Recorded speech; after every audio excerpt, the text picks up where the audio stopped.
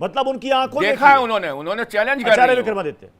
मैं यहाँ पहले सबसे पहले प्रत्युष जी, यहाँ जितने भी लोग बैठे हैं उन सबको एक बात पता होनी चाहिए, शायद गाय पालता कोई हो ना तो उसको बेसिक बात समझ में आ जाएगी। जो मेनका जी बोल रही हैं उसके तथ्यात्मक दृष्टिकोण से बहुत चीज़ों को देखने की आवश्यकता है। अगर गाय जब बच्चा देती है, वो बछड़े भी हो सकते हैं, बछिया भी हो सकते हैं, उन्होंने कहा एक भी बछड़ा नहीं है, दूध देने वाली गाय है। गाय जब पनहाती है उसको बछड़ा या बछिया जो भी उसने दी होती है उसके हिसाब से वो दूध देती है, नहीं तो वो दूध ही नहीं देगी। सबसे पहले इस बात को समझ लेना चाहिए। मुझे नहीं पता इनमें से यहाँ जो महाराज बैठे हैं इन्होंने जिंदगी में गाय पाली है नहीं पाली है, फालतू बातें मत करो। यहाँ बैठ के सुनो, उसके बाद यहाँ बैठ के केवल अलग अलग प्रयास एक अच्छा चुप हो जाओ, शांति करो, बकवास का बैठ के करने की बात बता रहा हूँ। वास्तविक तौर पर सुनिए, ये कहते हैं इस्कॉन एक रजिस्टर्ड सोसाइटी है, इनकम टैक्स एक्ट, मैं भी संस्था चलाता हूं भारत के अंदर, मेरी संस्था 50 साल से पुरानी संस्था है जो 1960 के अंदर से रजिस्टर, मेरे पिताजी के द्वारा रजिस्टर्ड संस्था है। 80G एग्जम्प्टेड संस्थाएं 12 के अंदर रजिस्टर्ड जो संस्थाएं भारत के अंदर होती हैं वो अपने देश की संस्था का पैसा बाहर नहीं ले जा सकती। इनकम टैक्स का रूल है, किसी भी तरह से घुमा के भी नहीं ले जा सकते, इन्वेस्टमेंट के नाम पे नहीं ले जा सकते, इनकम टैक्स उनको पे करना पड़ता है। सोसाइटी के अंदर रजिस्टर ऑफ सोसाइटीज बैठा हुआ है, इसके बाद इनकम टैक्स की रिटर्न हर साल फाइल की जाती है। ये तथ्यात्मक दृष्टिकोण से यहाँ जो लोग बैठे हुए हैं उनको पच नहीं रहा है कोई ऑर्गेनाइजेशन, अरे ज्ञान अपनी बढ़ाओ, ज्ञान बढ़ा के जिंदगी में कुछ काम किया नहीं, उसके बाद एक ऑर्गेनाइजेशन अच्छा काम कर रही है वो इनको पस नहीं रहा है क्योंकि ये खुद कर नहीं सकते। इन लोगों ने केवल धन पैसा लेकर अपनी जेबों में इन जैसे बाबाओं ने काम क्या किया, आज अनर्गल प्रयास किया है। वो केवल वही लोग करें में भारत के नाम को, भारत की ज्ञान को बढ़ाओ, जन जन तक पहुंचाने का प्रयास कर रहे हैं। विदेश की कंपनी रशिया जैसी ऑर्गेनाइजेशन, जो ऑर्गेनाइजेशन है वो विदेश का नास्तिक देशों में और वहां पे विदेश से ही ऑपरेट होता है, का प्रयास कर रहा है। वो विदेश से ऑपरेट होता है तो आप उस पर जांच करा लीजिए। लेकिन मेन बात होनी है तथ्यात्मक दृष्टिकोण से बिल्कुल गलत है। उनको केवल कुत्ते बिल्ली पालने के करने का प्रयास करना चाहिए। वहां विदेश की कंपनी है वो यहाँ पे कर सकती है। गाय पालन डेवलपमेंट के नाम से बाहर पैसा जाता है, प्रयास किए जा रहे हैं, मुझे दिखाई नहीं देता उसमें कोई। ठीक है, मैं अयोध्या में राघवेश दास वेदांती भी हमारे साथ हैं। राघवेश जी आवाज जा रही है ना? हाँ जी। राघवेश जी, क्या धर्म के नाम पर धंधा चल रहा है और गौ माता करते करते गौ माता को ठिकाने लगाया जा रहा है, ऐसा हो रहा है? बिल्कुल, देखिए आदरणीय, धर्म के नाम पे धंधा जरूर चल रहा है। पहले ईस्ट इंडिया कंपनी के नाम पे इन लोगों ने देश को लूटा, अब धर्म के नाम पर ये लोग देश को लूट रहे हैं। होना क्या चाहिए राघवेश जी? आरोप तो गंभीर है।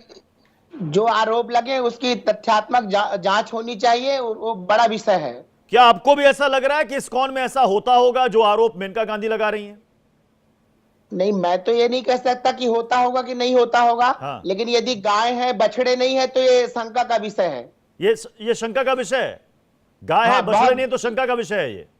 हाँ बिल्कुल है। मैं चाहूंगा विक्रमादित्य इस पर जवाब दें। आप अयोध्या में हैं, गाय अवश्य पालते होंगे गौशाला के अंदर, आपको पता होगा गाय पनाएगी नहीं, बिना बछड़ा या बछिया कोई नहीं होगी। आप ऐसा नहीं कर सकते कि केवल गौशाला में बछिया एक साल तक बस, एक साल के बाद बछड़ा एक साल के बाद बछड़ा गया। अरे कितने दिन तक दूध देती गाय ये बता दें मुझे यहाँ बैठ के। आप ये जो महान बैठे हैं, एक गाय 300 दिन से ऊपर दूध नहीं दे सकती है। 300 दिन तक अगर बछड़ा या बछिया जो वो बछड़ा बचना तो चाहिए ना, जब दूसरा होगा। बात बोली कि एक भी बछड़ा नहीं है, जो वो बछड़ा वही है जो अरे तो उन्होंने कहा एक भी बछड़ा नहीं देखा, उन्होंने ये थोड़ी देखा कि वहां पे दो उनके कहने का मतलब समझिए, केवल जबान से नहीं वो करिए, कहने का मतलब समझिए। एक भी बछड़ा का मतलब है कि वो बछड़े, मुझे नहीं पता आप वो बछड़े जो निष्प्रयोज जो गए उनके लिए सत्य सामने जिनको खाना खिलाना पड़ रहा है। इस्कॉन की कितनी गौशाला आपको पता है? 60 गौशालाएं इस्कॉन की। आपने केवल एक जगह जाकर सरसरी तौर पे देखने के बाद आपने कौन कौन सी 60 गौशालाएं नहीं है, 106 गौशालाएं हैं उनकी। अरे 60 गौशालाएं आप पढ़ लीजिए, 106 गौशालाएं हैं। रिलीज पढ़ लीजिए। चलिए एक सेकंड इस्कॉन से लाखवेंद्र जी बता देंगे। लाखवेंद्र जी, देश भर में कितनी गौशालाएं संचालित करती है इस्कॉन? चैलेंज करता हूं। जी बता दीजिए जरा। मैं आ रहा हूं राज मिश्रा जी, आपके पास भी आ रहा हूं, लेकिन जरा बताइए लाखवेंद्र जी, देश भर में कितनी गौशाला चलाता है इस्कॉन? गौशाला है कितनी? मैं सभी को निवेदन करता हूं कि बॉम्बे के पास में तलासरी 2 घंटे की दूरी पर हमारी गौशाला है। गिर गाय हैं 1000, आप आके देखिए कि क्या गाय हैं और कामधेनु, हम उसको कामधेनु देश भर मानते में हैं। कितनी गाय है, हैं, देश भर जो में कितनी कृष्ण है, जी अनंतपुर पालते में थे। कितनी है, अनंतपुर में कितनी है जहां का जिक्र मेनका गांधी ने किया है? देखिए, अनंतपुर का मुझे पूरी जानकारी नहीं, पर ऐसा हो सकता है कि वहां प्योर बूढ़ी गाय हों और बांझ गाय हों। हम लोग गाय के रूप में कृष्ण को देखते हैं और गाय की सेवा सबसे ज्यादा कृष्ण करता है, ये इस्कॉन करता है। हम कितनी भी बूढ़ी गाय हो, मतलब आप उसकी ये सेवा कह करते रहे हैं, हैं, वो आप ये दूध कह रहे दे, हैं कि नहीं ये दे। हो सकता है कि डिबेट में वो जिस जानकारी नहीं है गौशाला इनको। में, जिस गौशाला में वो गई हो वहां पर उसकी कोई जानकारी बूढ़ी ये नहीं गाय दे रहा वहां है, पर कहते हैं उसमें हमको उनको ना पता दिखी नहीं है। हो।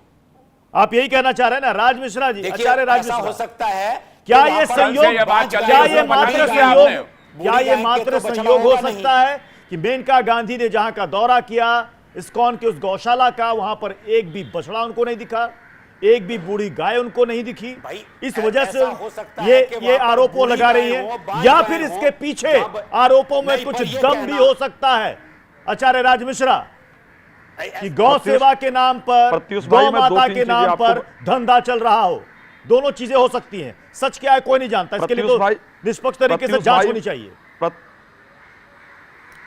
प्रत्युष भाई, मैं 2-3 चीजें पहले क्लियर करना चाहता हूं। एक तो मैं जब से बचपन से मैंने गौ की सेवा की है, ठीक है, मेरे घर में सदैव 4-5 गाय रही हैं और आज भी मेरे गांव में गाय हैं जिनकी सेवा सदैव पिताजी करते हैं।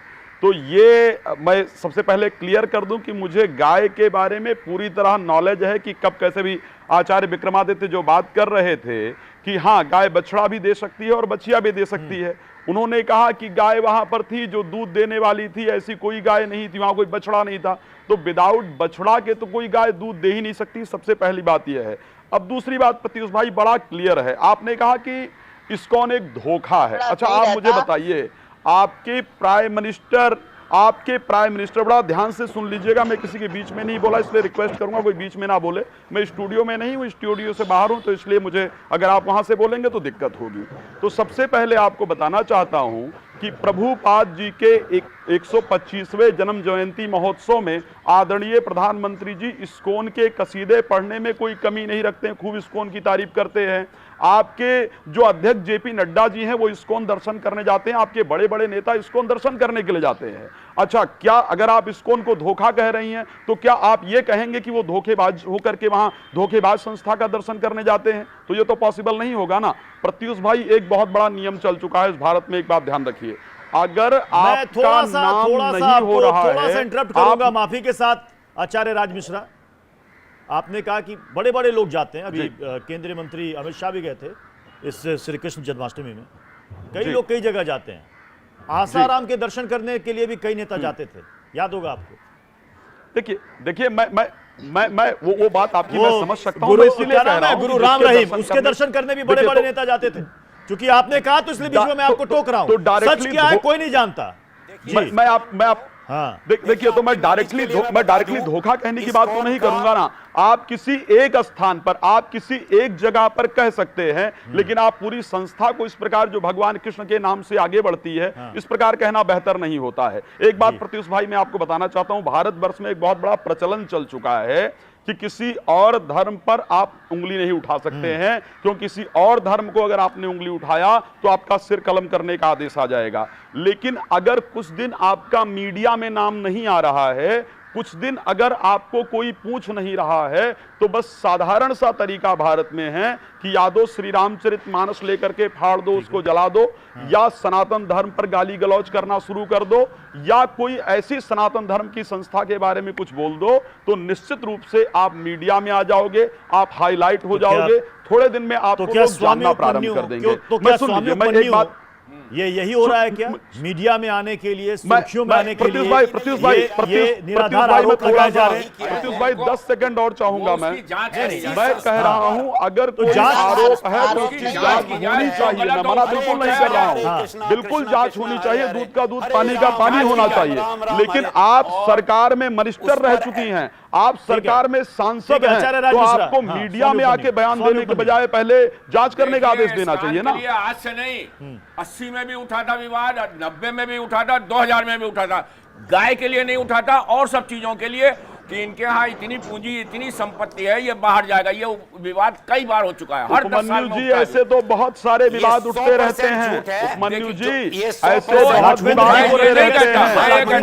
गंभीरता से जांच, सच को पास आना चाहिए, हर मंदिर गंभीरता से जांच करनी चाहिए, जो सच हो उसको पास लाओ। लाखवेंद्र जी और स्वामी उपमन्यु दोनों को स्क्रीन पर रखिए बिल्कुल। तो इस प्रकार जांच के आदेश देने के बजाय अगर आकर के मेनका डायरेक्टली मीडिया में बयान देती हैं तो ये तो ठीक नहीं है ना। जांच का जवाब सरकार में हो, सरकार में बाकायदा। बिल्कुल गलत है, एकदम गलत है। उन्होंने कोई बात कह दी, उन्होंने बात कह दी, देखिए तो तुरंत स्टेटमेंट गवर्नमेंट का आना चाहिए कि भाई हम इसकी जांच कर रहे हैं। ये मानते हैं हम आपकी बात, लेकिन कहीं ना कहीं कुछ, चाहे थोड़ी सी बात हो चाहे बड़ी सी बात हो, चाहे एक गौशाले में हो चाहे 4 गौशाले में, कहीं ना कहीं कुछ विवाद उठा। नहीं तो इतना बड़ा नेता, कोई भी नेता हो, उसको भी अपनी वो होती है, उसको कल भी संसद में जाना है और वो आ रहे हैं, इलेक्शन आ रहे हैं, तो वो जो है कैसे सबूत करेगा कि हम सही हैं कि गलत। तो उसको भी ये लाखवेंद्र खुराना जी, लाखवेंद्र खुराना जी, आप लोगों की तरफ से स्टेटमेंट आ गया है। लाखवेंद्र जी, वो स्टेटमेंट भी हमने चलाया